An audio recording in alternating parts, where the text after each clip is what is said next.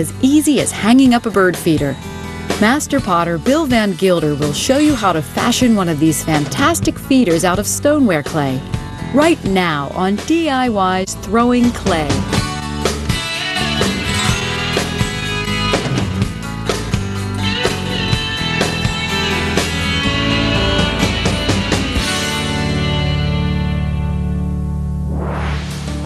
Bill Van Gilder has been working with clay for more than 30 years. Creating unique functional clayware is his trademark. I'm going to show you how to make this really cool bird feeder. It's going to be made in 3 pieces. We're going to put it together using a coat hanger. The first thing we've got to do is create 3 slabs. One for the roof, one for the seed holder, and one for the seed tray. To make the bird feeder, you'll need a 25-pound block of clay, a shallow hump mold, a cardboard tube, a 1-inch diameter cookie cutter, a trimming knife, a small painter's trim roller, a plastic drinking straw, a potato peeler, needle nose pliers, and a metal coat hanger. Here's a little tip. I want slabs that are 3/8 of an inch thick. These are paint stirrers. Pick them up at the paint store, and they're free. I'm going to push it out into a slab first, just by hand, and then use my monster rolling pin. Bill rolls out 3 slabs, one for each part of the bird feeder. I'm going to use a large piece, at least 12 inches for the top. I need a smaller piece, about 10 inches for the cylinder, and another small 10-inch piece for the seed tray.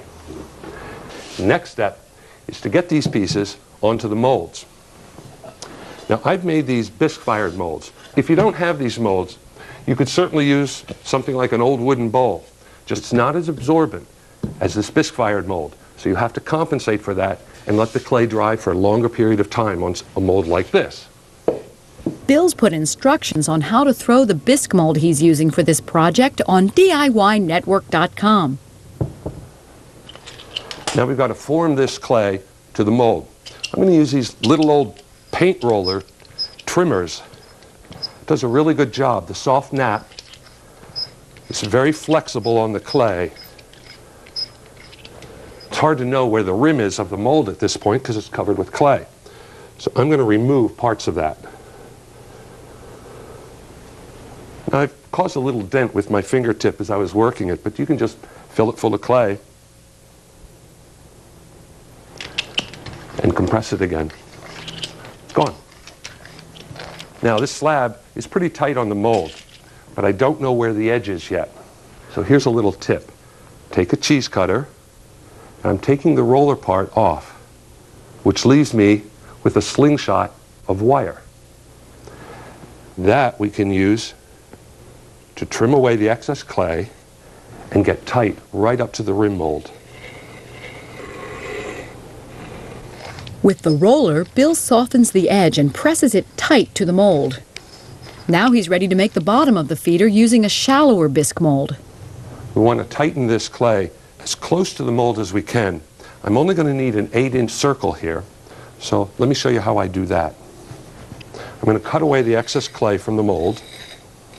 Now I'm going to find the very center of the mold, or as close as I can.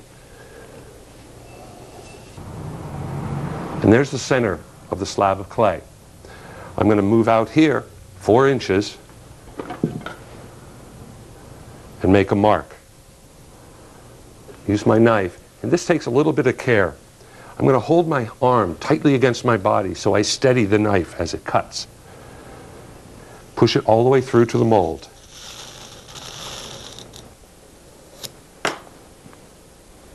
And again, use the roller and soften this tight edge. This is the edge where the bird is going to stand, so we don't want that to be really sharp. Okay, let's set this aside and make the seed container, or the cylinder part, of the feeder. Now to make this cylinder, I'm going to use this cardboard tube. It's fairly heavy duty. The cylinder is going to be 8 inches tall. So I'm going to do some measuring at this stage. Before rolling the slab onto the tube, Bill trims it so it's 8 inches wide. I don't want my fingerprints stuck in the side of the slab, so I'm going to start using some sticks. Lift it up and push the stick underneath the edge. And roll it round. I want these ends to be as level and straight as possible. So I'm trying to meet this opposite side as closely as I can. Now, I need a bit of glue to hold these two things together. So I'm going to take a little bit of water on the back side of the slab and combine the two. I'm going to get rid of the excess clay and press it tightly. Now, the nice thing about cardboard is it's actually slightly absorbent. So the slab won't stick to the tube. When DIY's throwing clay continues, Bill crafts a couple of lugs out of clay. Back to back. Welcome back to Throwing Clay. Bill is making a bird feeder. So far, he's rolled 3 slabs 3/8 of an inch thick. He pressed 2 slabs to bisque molds with a painter's trim roller. He trimmed the roof of the feeder with a modified cheese cutter. Then, he trimmed the tray of the feeder to an 8-inch diameter. Finally, he rolled the 3rd slab, the body of the feeder, around a cardboard tube. Now the next step is to attach 2 little ears, or what potters call lugs, onto the sides of the cylinder. 2 small balls of clay. Now you want to make them about the same size. Looks pretty good. You also want to work through this next step up in front of you rather than down on the table. Small drop of water onto the lug and attach it about 1 inch down from the rim. And move to the other side. You want to make sure they're across from each other as perfectly as you can make it. Now to secure these on tightly, we're going to use the cardboard tube again and a small piece of wooden dowel. And I'm going to press top and bottom and at the sides of each lug. Okay, next step. We're going to use a common household straw. I'm going to shorten them up a little bit. They're a lot easier to handle when they're only about 3 or 4 inches long. I'm going to press directly through the lug. And these straws make a really nice clean hole. You want to make sure the holes are directly across from each other and at the same level. As long as they're level, the bird feeder will hang level once it's in the tree. There's one last thing I want to show you before we set them aside to dry to leather hard. We need to form a little housing area or a place for the cylinder to stand in the seed tray, and use the bottom of this bisque-fired coffee mug to create an indentation. I'm going to press it into the center of the seed tray. Now we've got a flattened area into which the cylinder is going to stand. Now we're going to let these 3 pieces dry to leather hard. Then we'll trim the edges and get the rest of the holes made. The first thing I'm going to do is deal with the seed tray. I'm going to use this hole cutter. The clay's kind of too stiff right now to use a straw, and this hole cutter does it well. The holes drain rainwater so the seed in the tray doesn't get soggy when it rains. Now I've punched the holes outside of where the cylinder will stand. If it were beneath the cylinder, all the seed would fall out of the tray. Next, Bill cuts 2 holes for the wire to pass through the roof of the feeder. We're going to use a cylinder and center it as best we can. I'm going to use a narrower piece of straw, push it into the roof. Now that you don't want to happen. I've just pressed it too hard and we've lost the lug. Luckily this is soft enough that if I add some more water and another piece of clay, I can put another one on there. Now I'm going to punch these 2 holes through the lid. Same hole cutter. Now let's get the edges trimmed and smoothed. One of the easiest, handiest tools around is a potato peeler. This sharp blade is great for working clay. I discovered a new tool also. This is called a radius tool. It's a woodworker's tool. I discovered it works great for clay. With a damp sponge, Bill softens the trimmed edge. Then he trims the seed tray with the radius tool and softens the edge with a damp sponge. Okay, and the last piece of our project, the cylinder has to be leveled, and we're going to punch 2 holes at the foot of it to let the seed into the tray. And you'll see it's a little bit sideways. So I'm just going to tap it until it straightens. Bill removes the roughness at the top with a potato peeler. Then he softens both ends with a damp sponge. Last thing, I'm going to use a common cookie cutter. It's a 1-inch diameter. I'm going to punch 2 holes at the foot. Now, I'm going to place them opposite each other, but opposing our little lugs. Slight softening with a sponge. Okay, we've got to let these dry until they're bone dry. Coming up on DIY's Throwing Clay, a fun glazing technique gives the bird feeder an original organic look. Brings you the show that spawned a generation of renovation. This Old House Classics. Tonight at 7:30 Eastern on DIY Network. Welcome back to Throwing Clay. Master potter Bill Van Gilder is making a bird feeder. He started with 3 slabs, 1 for the roof, 1 for the feeder, and 1 for the seed tray. He pressed 2 slabs over bisque molds and rolled 1 around a cardboard tube. Then he added 2 clay lugs and cut holes in them with a straw for the hanging wire. Once the pieces were leather hard, Bill cut drain holes in the tray, seed holes in the cylinder, and holes for the wire in the roof of the feeder. He also trimmed and softened all the edges. Then he set the pieces aside until they were bone dry. Before the pieces go into the kiln for their first firing, Bill smooths the edges 1 more time. He wears a mask to protect against airborne dust particles. Let's put them in the kiln for their first firing. Bill loads the pieces into the kiln for the bisque firing. The kiln fires for 10 to 12 hours. Then it must cool for at least 24 hours before Bill can unload it. So now we're ready to glaze our project. I like this grassy green glaze. In contrast with the brown clay, it looks great.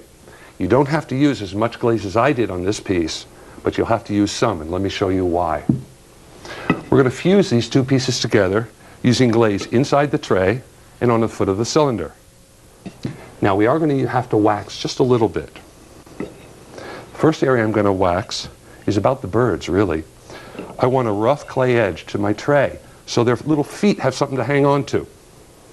Bill applies wax-resist emulsion to the edge of the seed tray. He also waxes the bottom of the tray so it won't stick to the kiln shelf during firing. Now to do the lid, in the kiln, I'm going to fire it elevated on a prop, which means this area inside can't be glazed. So that's where I'm going to apply the wax resist. All right, we'll put the glaze on the large piece first.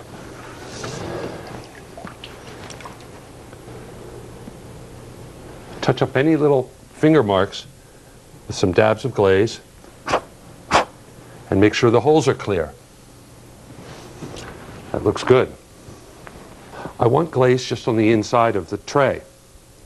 But if I pour glaze in here, it's going to come pouring out of these holes. I thought of this little idea using clay. 2 small beads again. I'm going to plug them into these holes. Let's get some glaze poured inside, swirled around, and we'll dump it out.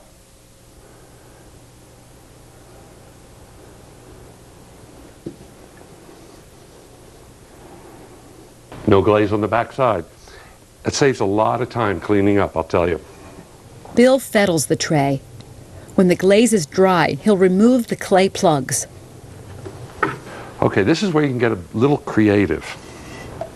I'm going to use a little glaze, about half a cup. I'm going to pour just one side. I kind of want the streaky look to happen. Again, make sure all the holes are clear of glaze. If those holes get blocked up, they'll fire tightly and we'll never get the wire through them. Take the tip of the paintbrush. Perfect. And the last thing is to make sure this whole foot area is covered in glaze.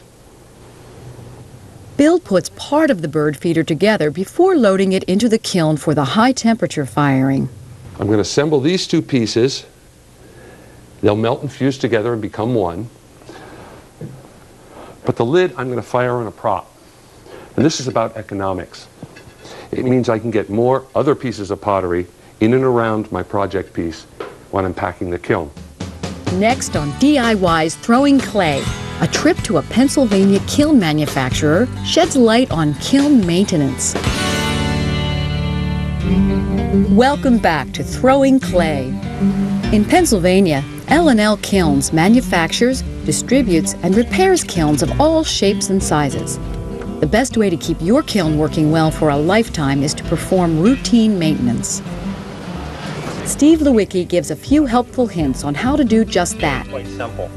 The basic thing is that you want to make sure after each firing that ceramic material like glaze and pieces of pottery have not gotten into the element holders and into the kiln. So check everything. If there's a piece of glaze on anywhere in the kiln, you want to scrape that off and then get a shop vac that you vacuum the kiln out with. Over time and with regular use, the heating elements in the kiln will change. The elements will change in resistance because they're used so hard at these high temperatures. So when that happens, over time, the kiln will slow down and take longer and longer to fire. You'll know that it's slowing down and it's time to change elements.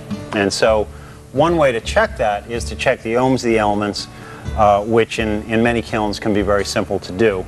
And changing the elements, of course, is something that you can do yourself. For more information on testing and changing the heating elements in your electric kiln, visit DIYnetwork.com.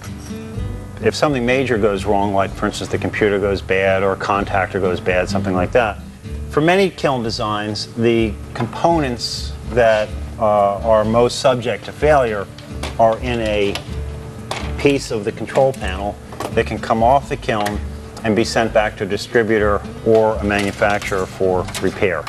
The only recommendation I would say to everybody is read your manual. It's sometimes intuitive, sometimes not. It's going to have good troubleshooting information and good operation, safety, and maintenance instructions. A clean kiln with a constant temperature ensures all the time and energy you invest in your craft will result in well-fired, uniform clayware. Okay, the project piece looks pretty good. It's really secure to the cylinder, and all the holes are open. So let's get it wired together. I'm going to use a coat hanger. Now we're going to straighten it out as best we can. Let's bend it into a big curve. Now we've of course got to put them together in order. The lid goes on first.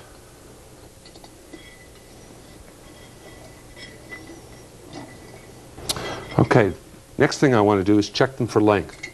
And I can see that this one is a little longer than that one, so I'm going to make one more trim. Okay, I'm going to slightly bend up the ends.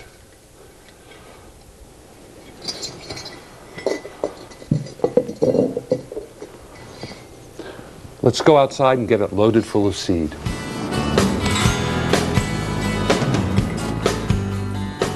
These bird feeders are really hardy. You can keep them out year-round. Just make sure you keep it filled. You'll enjoy making this project, and your feathered friends will like it too.